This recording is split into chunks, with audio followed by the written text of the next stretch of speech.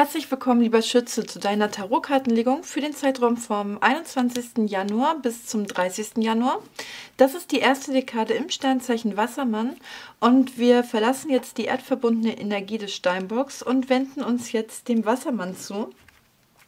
Das beeinflusst uns alle unterschiedlich stark und da möchte ich mir heute anschauen, wie diese Energien bei dir ankommen, lieber Wassermann. Für die aktuelle Dekade, diese Dekade startet am 21. Januar mit einem Neumond. Die Energien bauen sich also komplett neu wieder auf und es ist eine gute Zeit, um neue Ideen, neue Projekte anzugehen und sich neuen Entwicklungen zu öffnen. Schauen wir mal, was diese Dekade für dich bereithält. Ja, lieber Schütze, eine Karte für dich. Die Kaiserin. Eine entspannte Zeit, entspannte Zeit, in der du es mit Auswirkungen zu tun haben wirst, mit Ergebnissen. Und für diese Ergebnisse brauchst du gar nichts mehr tun. Tatsächlich kannst du dich ganz entspannt zurücklehnen lassen und dich vom Universum, von der Welt beschenken lassen. Da wirst du es mit einer stabilisierenden Situation in dein Leben zu tun haben. Es gibt natürliche Wachstumsprozesse um dich herum, die in der Vergangenheit ihren Anfang genommen haben und jetzt anfangen aufzublühen und einfach von selbst ihren Weg finden. Du musst der Sache nur vertrauen, dich auf Empfangsbereitschaft stellen, und den Dingen um dich herum genügend Raum geben, um sich positiv zu entwickeln. Wie sagt man immer so schön, gute Dinge brauchen Zeit und das ist auch so ein Konzept von der Kaiserin, ne? Da geht es auch um Zeit, dass es Geduld braucht. Aber es ist eine sehr angenehme Zeit, ne? Also du kannst es dir jetzt einfach wirklich du kannst es entspannt angehen lassen und es dir schön einrichten und dich beschenken lassen. Auf welche Lebensbereiche bezieht sich das? Hier geht es um den Bereich der Finanzen oder der emotionalen Stabilisierung oder der materiellen Stabilisierung. Ne? Etwas stabilisiert sich in dein Leben. Und das ist im Moment deine Absicht. Das ist auch irgendwie dein Ziel aktuell. Du möchtest mehr Wohlstand, du möchtest mehr Geld, du möchtest mehr emotionale Stabilität. Sicherheit finden, Ruhe finden da drin. Und schauen wir mal.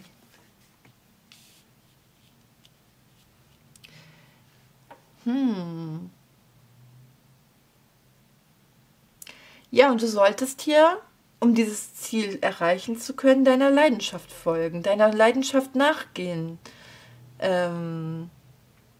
Einfach frei nachgehen. Ich habe hier mit der Kaiserin gemeint, dass es eigentlich eher eine Energie ist, bei der man sich zurücklehnt. Aber mit den Tiger gibt es hier den Hinweis auf den Karten, dass wenn du den Impuls bekommst, irgendwas tun zu wollen, kannst du dieser Leidenschaft einfach frei nachgehen.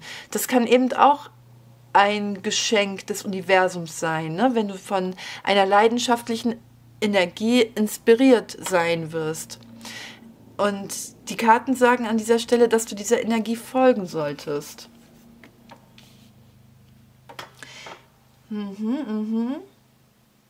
Letztendlich wirst du dich hier als sehr stabil erweisen, sehr loyal, sehr treu, sehr gewissenhaft und einfach sehr fest.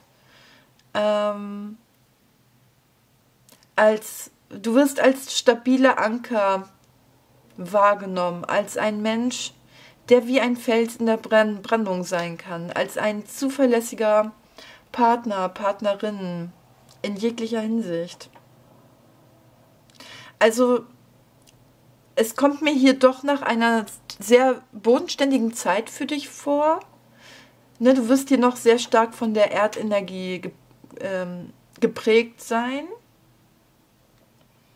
Aber es ist auch eine Zeit, bei der sich Ergebnisse zeigen, ne? Auswirkungen ergeben werden.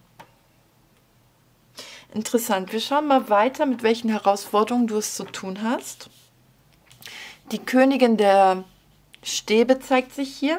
Diese Karte kann auf dich verweisen oder eine Person in deinem Umfeld. Manchmal ist es auch wechselwirkend. Hier haben wir eine Person des Feuers, also könnte es sich um Löwe, Widder oder einen anderen Schütze handeln. Eben oder um deine Energie, weil du ja auch ein Feuerzeichen bist. Die Königin der Stäbe ist eine gereifte Person. Kann auch eine Vater- oder Mutterfigur sein oder eine Autoritätsperson jeglicher Art. Eine Person mit viel Erfahrung und die ganz genau weiß, was sie will und auch weiß, wie sie es bekommt. Eine Person, die Kontrolle ausüben, Macht ausüben möchte, aber auch sehr hingebungsvoll sein kann, sehr leidenschaftlich, sich mit Leidenschaft, mit sehr viel Herz für andere einsetzt und immer sehr hilfsbereit ist. Diese Person wird in dieser Dekade wichtig werden oder eben du als diese Person, dass du dich hier als diese Person selbst verwirklichen wirst und so auch innerlich reifen wirst. Je nachdem. Und manchmal ist es ja auch wechselwirkend. Hier haben wir es auch mit Neuanfängen zu tun. Hier wird eine Sache, eine Angelegenheit halt in deinem Leben erblühen, aufblühen, wachsen, gedeihen und irgendwie auch auf diese Art und Weise eine neue Gestalt annehmen und so ist es dann halt auf diese Art auch irgendwie ein Neuanfang in gewisser Hinsicht. Also hier wird sich eine Sache sehr positiv entwickeln und mehr Raum in dein Leben einnehmen. Was denkt die Königin der Stäbe?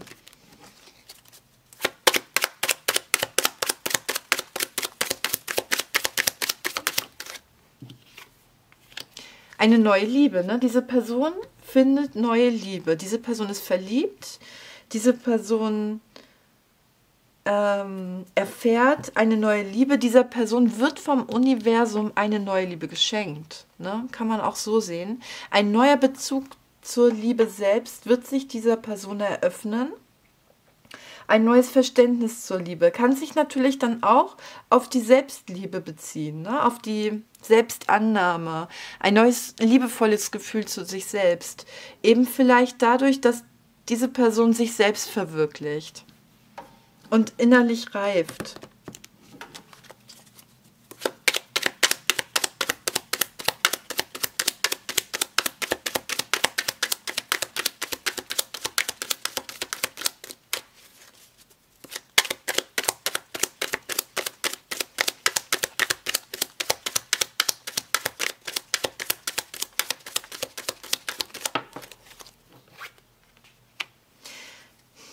Diese Person denkt an die Königin der Scheiben oder also die Königin der Stäbe bedeutet auch die Königin der Scheiben.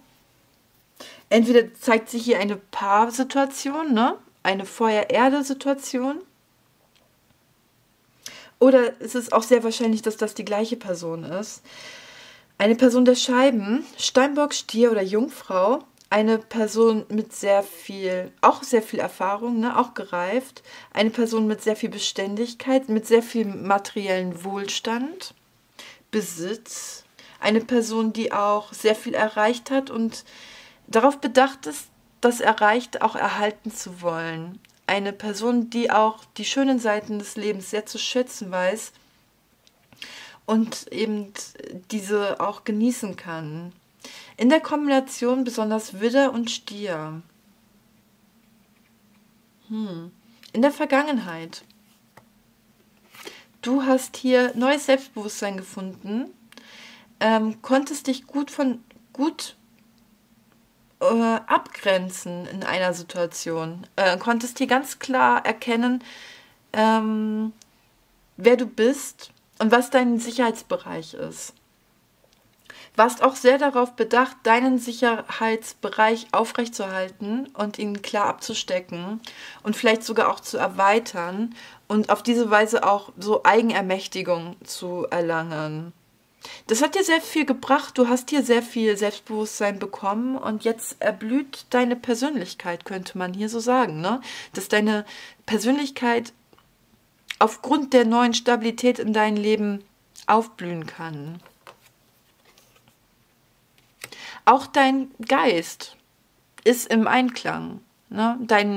Deine Gedanken ergeben ein großes Ganzes, stehen in einem starken Sinnzusammenhang zueinander. Und das gibt dir auch ein sehr erfülltes, authentisches, zufriedenes Gefühl und eine innere Klarheit, eine innere Ruhe, die dir auch wiederum sehr viel Selbstbewusstsein schenken wird. Und ich finde, in dieser Kombination ist man manchmal fast unbesiegbar. Ne?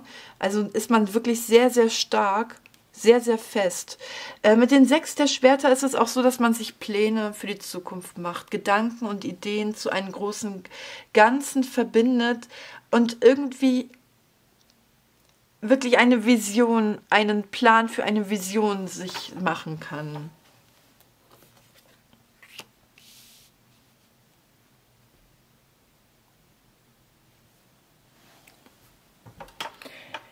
Im Unterbewusstsein der Teufel. Starke Leidenschaft, ne? Starke Leidenschaft, die sich hier in dir auftut. Der Tiger, ne? Du solltest dieser Leidenschaft nachgehen. Es ist auch der Wille, sich dem Leben zu stellen und auch der Wille, sich seiner Schattenseite zu stellen. Das, was im Verborgenen war bisher, soll ans Tageslicht treten. Und in dieser Energie solltest du auch Verantwortung für dich selbst übernehmen, Eigenverantwortung. Dann kannst du diese Prüfung vom Teufel sehr gut überstehen und daraus etwas Positives machen. Wow, also krasse Karten hier. Also du bist auf dem Weg. Es geht jetzt richtig ab bei dir, ne? Du bereitest, also du bist hier in einem persönlichen Wachstum, was sich anreichert, und es wird dazu kommen, dass du das dann loslässt. Diese ganze Energie, was du angereichert hast, lässt du los und dann passiert irgendwas.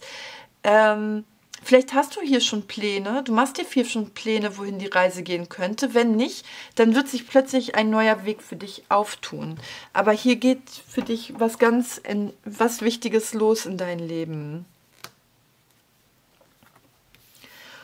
Ja, und das könnte zwischendurch ganz schön turbulent werden. Hier gibt es Umwälzungen, Umstrukturierung in dein Leben. Du kannst dich hier von Gedankenballast und alten Gedankenmustern befreien und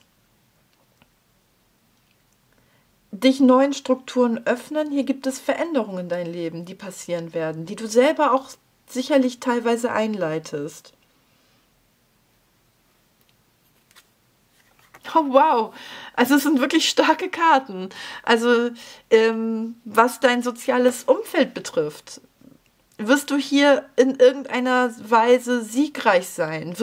Zum Beispiel könnte sich diese Karte so äußern, dass du jemanden für dich erobern wirst.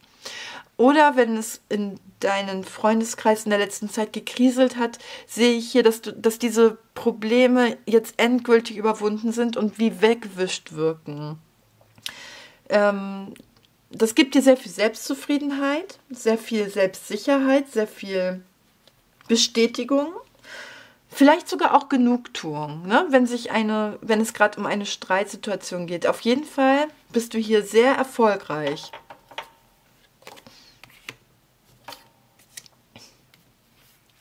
Aber dir ist das alles ein wenig zu hektisch, ne? Also irgendwie passieren die Dinge ein wenig zu schnell. Aber keine Sorge, du bist auf dem Weg. Also das wird nicht so sein, dass du zerstreut sein wirst. Glaub an dich und geh durch diese Energie. Du bist hier eigentlich so in dir selbst sehr, sehr gefestigt, hast hier sehr viele runde Karten. Du kannst diesen Weg einfach gehen und dir wird niemand in die Quere kommen. Du hast die Vorbereitung eigentlich ganz hier gut getroffen und kannst dann so wirklich gut nach vorne gehen. Wow, und die Liebenden, ne? Starke Selbstliebe, eine sehr starke verbindende Erfahrung, eine sehr gute Ich- und Du-Kommunikation. Du wirst hier Verbindung finden, auf Liebe stoßen, auf Verbindung treffen, dich mit jemandem vereinen, dich mit jemandem verbinden. Also es ist eine tolle Zeit für eine neue Liebe, aber auch eben überhaupt für alle deine sozialen Kontakte.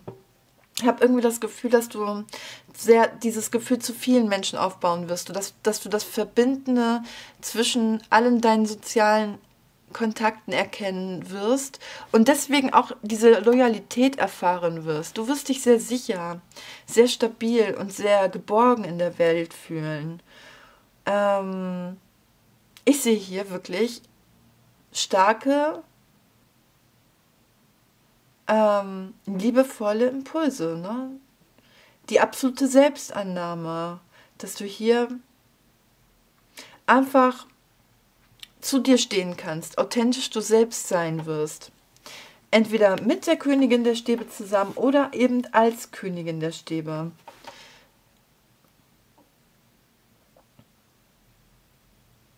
Ja, es wird eine sehr starke Herausforderung, lieber Schütze. Also wirklich interessante Karten. Mach dir bewusst, dass du für alles verantwortlich bist, was jetzt passiert, ne? Durchleuchte deine Wünsche und Bedürfnisse. Beleuchte deine Schattenseite. Und sieh dir an, also was hinter dieser Schattenseite ist, ne? Also was hinter deinen Wünschen und Bedürfnissen eigentlich für ein wahres Bedürfnis steckt, ne?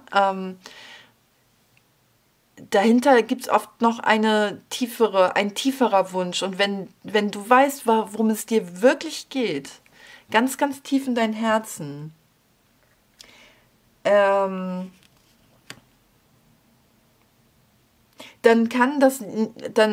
hast du die Kontrolle darüber, was passiert. Und dann übernimmst du in dem Moment die Verantwortung für deinen Tatendrang, für in die Welt heraustreten,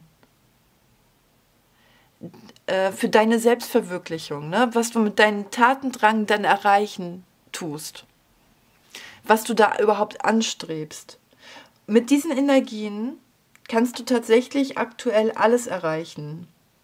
Das sind sehr, sehr starke Karten und du kannst dich hier befreien und dich auf einen neuen Weg begeben, der auch noch das Potenzial hat, sich sehr lange positiv auszuwirken. Ne? Zweimal sogar.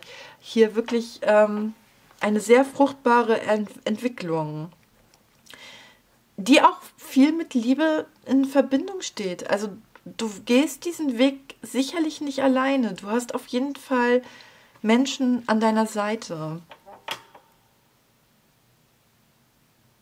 die dir wichtig sind und denen du wichtig bist.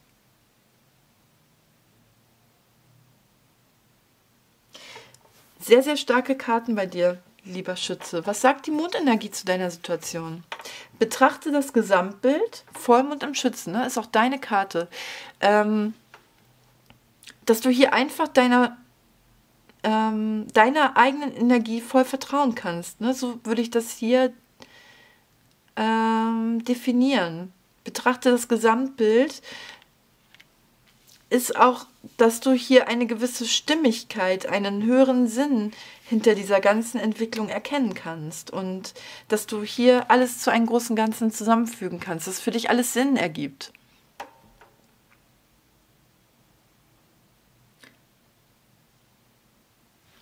Ja, die Liebenden sprechen ja auch von der Verbindung schlechthin, ne? Das ist auch das Gesamtbild, wo alles verbunden ist und scheinbare Gegensätze dann auch offensichtlich nur scheinbar sind. Und man eben das Gesamtbild, das große Ganze hinter allem verstehen lernen kann und so auch die Liebe selbst erfahren kann. Ja, lieber Schütze, ich hoffe, dass dich diese Legung inspiriert hat. Ich hoffe sehr, dass sie dir gefallen hat. Ich hoffe, dass du hier eine sehr erfolgreiche, weichenstellende Dekade erleben wirst und mit viel, viel Erfolg und dass du diese Energien möglichst produktiv für dich zu nutzen weißt. Von Herzen alles Gute und bis bald mal wieder. Hat dir dieses Video gefallen? Du hast aber noch offene Fragen und möchtest persönlich beraten werden? In meinem Etsy-Shop kannst du eine persönliche Legung für dich buchen. Ich freue mich auf dich.